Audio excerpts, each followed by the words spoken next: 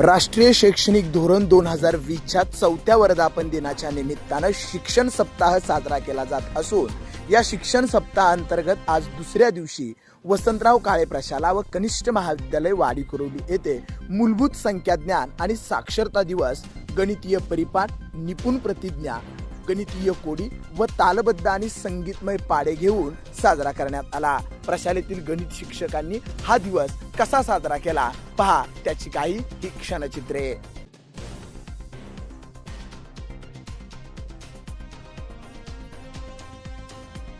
शिक्षण सप्ताहातील दुसरा दिवस पायाभूत गणित यासाठी आपण या ठिकाणी एकत्र जमलेला आहोत। पायाभूत गणित म्हणजे काय तर आपण संख्यांचं लेखन करतो आणि वाचन करतो। त्या संख्या लिहित असताना आपल्याला काय काय अडचणी येतात आणि त्या कशा प्रकारे आपण सोडवू शकतो हे आपण या छोट्याशा कार्यक्रमातून पाहणार आहोत।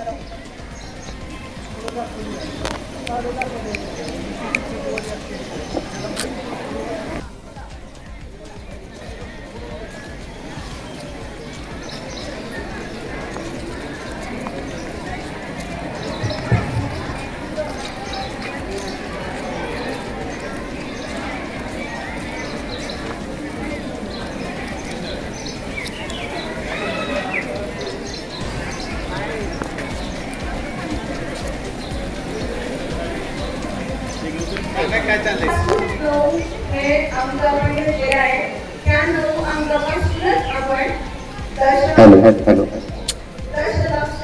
अब्ज, दशअब्ज, कोटी, दशकोटी अशा वेगवेगळ्या 10, 12, 15 ही संख्या तयार करतो। हे अंक एकदा किंवा पुन्हा पुन्हा वापरून ह्या संख्या तयार होत असतात। आता आपण बघूया संख्या कशा तयार होत असते आणि त्यांच्या किमती कशा असतात हेही आपल्याला शिकू। नमस्कार मित्रांनो, तुम्ही माझी किंमत ओळखली का? मी 9, माझी चौथ्याची किंमत फक्त 9 आहे, परंतु मी एखाद्या स्थानावर गेली की माझी किंमत बदलत जाते। जसे की मी एका स्थानी गेली की माझी किंमत फक्त 9 होते आणि मी दशकस्थानी गेली की माझी किंमत 90 होते। तसेच मी शतकस्थानी गेली की माझी किंमत 900 होते व मी हजारस्थानी गेली की माझी किंमत 9000 होते व मी 10,000 स्थानी गेले की माझी किंमत 90,000 होते। तसेच मी लाख स्थानी गेली की माझी किंमत किती होईल? बरोबर। तिची गरजेची किंमत तुम्ही ओळखली का? किती आहे? बरोबर। ती पण जसे जसे स्थान बदलते तसे तिची किंमत बदलत जाते। जर ती एकक स्थानी असेल तर तिची किंमत 4 होईल। जर ती दशक स्थानी असेल तर तिची किंमत 40 होईल। जर ती शतक स्थानी असेल तर तिची किंमत 400 होईल। जर ती हजार स्थानी असेल तर तिची किंमत 4000 होईल। जर ती 10,000 स्थानी असेल तर तिची किंमत 40,000 होईल। तर लाख स्थानी असल्यावर तिची किंमत किती होईल?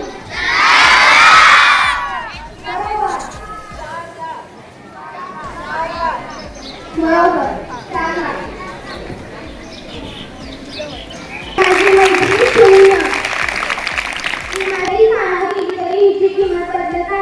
जर ती एकक स्थानी गेली तर तिची किंमत 0 झाली। जर ती शतक स्थानी गेली तर तिची किंमत 0 झाली आणि जर ती हजार स्थानी गेली तर तिची किंमत किती होईल?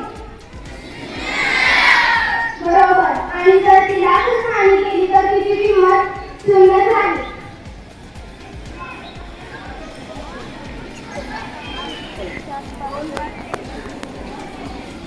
ही संख्या कोण वाचून दाखवेल? ही संख्या कोण वाचून दाखवेल?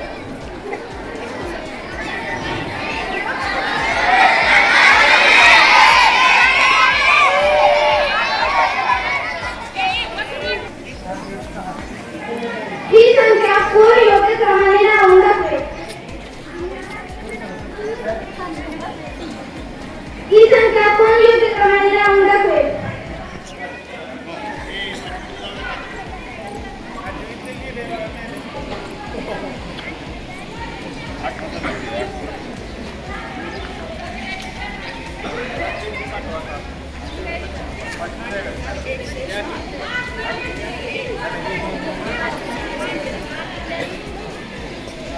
तशातच सांगते घर मोकळे आहे पण तिथे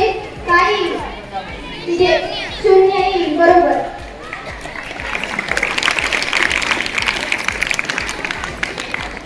पहिली संख्या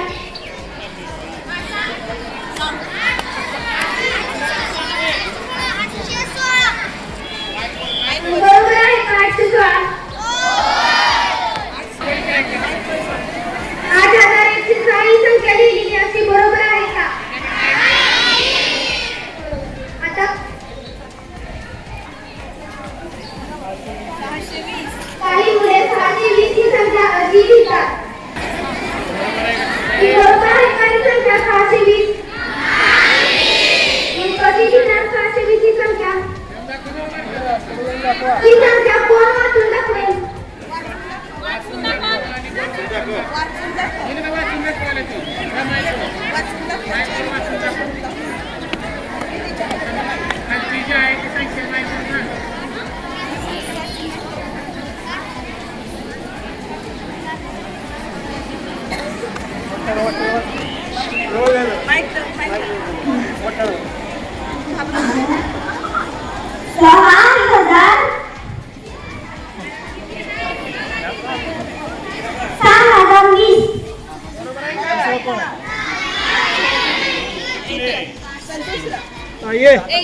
ये पुढे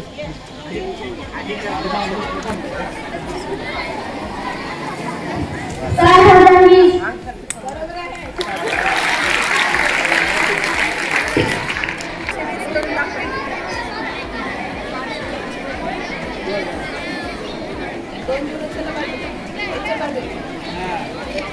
बरोबर आहे का?